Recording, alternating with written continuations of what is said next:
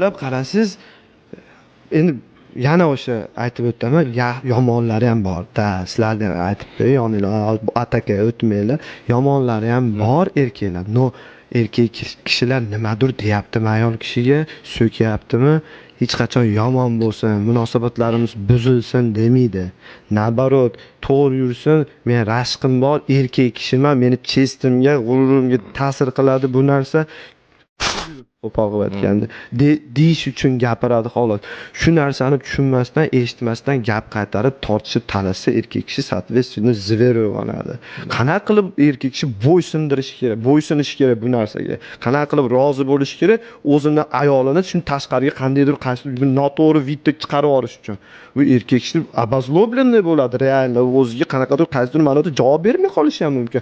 Undan ko'ra spokойно gap qaytarma, xo'p deb qo'y. Menimcha shu qo'l ko'tarishlar ancha kamaysa kerak. Bu yerda men qo'l ko'taruvchilarni yonini olganim yo'q. Men aytaman, hezaliyda ishi deyman. Lekin bu yerda sizlar shu narsaga inisiativa bermanglar, хорошо deb qo'yinglarchi, balki hamma narsa spokойныйroq bo'ladi. Shu til yomon-da. Mana shu joyda xo'p kiyinma dedi, хорошо kiyinmayman. O'qima dedi, хорошо o'qimayman.